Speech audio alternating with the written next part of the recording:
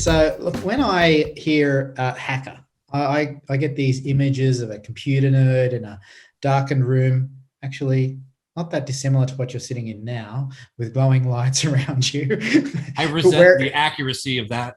Just wearing a hoodie, feverishly entering lines of code, breaking through firewalls, accessing confidential information. But in reality, it's just as likely a hacker could be someone that is looking for exploits in a business process or a system design, right? Right. Is that how you got into this? This area? The time with Google Maps and wiretapping the Secret Service was not a software vulnerability or breaking into a firewall or NCIS type thing. It was a by design system and exploiting a system that had multiple moving pieces. So if you built a location on Google Maps for your business, you would get a postcard, or if it already existed and you needed to claim it, you would then be able to get a phone call.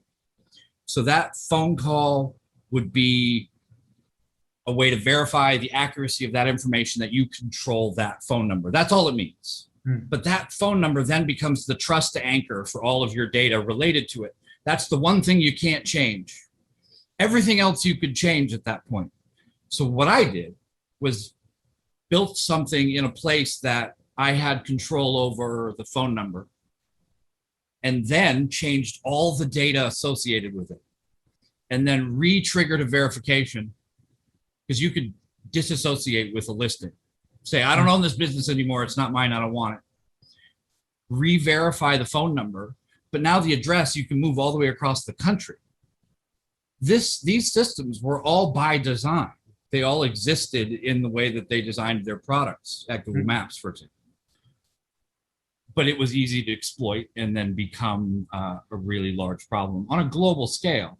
To give you the idea of business categories like locksmiths, that type of thing.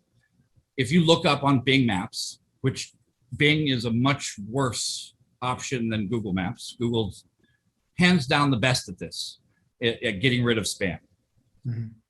Bing Maps has more locksmiths in Redmond, Washington State, than there are actual locksmiths in Washington State. Right. Because they're scamming the system. They're spamming it. Right.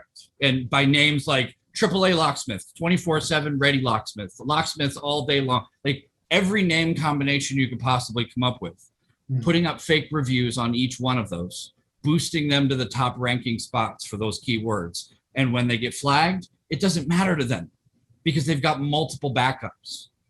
The same thing is happening on Amazon, where people have found ways to review products. So you can launch a product and get it to the top of Amazon. You're a millionaire.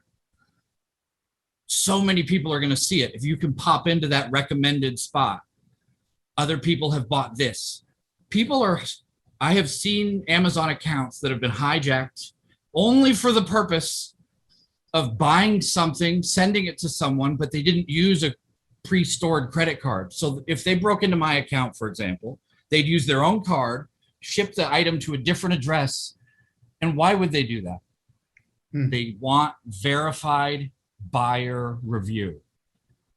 It's worth the effort, because really, if you looked at it, you're like, did you break in and clean my house? Yeah. Like, no crime occurred according to the person whose account was accessed, other than their name was used as a review. Yeah, and like you mentioned that in, I think it was Redmond, you're saying that there's more locksmiths advertised on Google Maps than there are actually locksmiths. And Bing Maps, but not on Google. Yeah, Google, there's still Google Maps. So, and I recall you saying in one of your talks, there would be ads like, we will do a call out service and fix your locks like $15 or something like that. Right, so $15 lockout special. Yeah. So it brings us back to the question is, why would there be more locksmiths advertised than there actually are, right? And so what are they trying to achieve? What's the end goal here of these redundancy? And some people are going to, 90% of people will click the top one or the second to the top one, or some people will pick the one closest to them, or the one name that they think they heard of or they resonate with.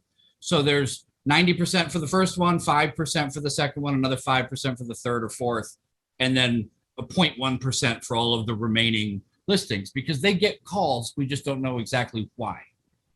But they're not the top spot. But if the top spot and all 10 subsequent ones are the same person, it doesn't matter. Because if one of them gets flagged as being spam, it's just a process of, it's like a pipeline for leads in a CRM. Like, you just want to have a ton going in, because you know a ton are going to lose. You're going to have attrition.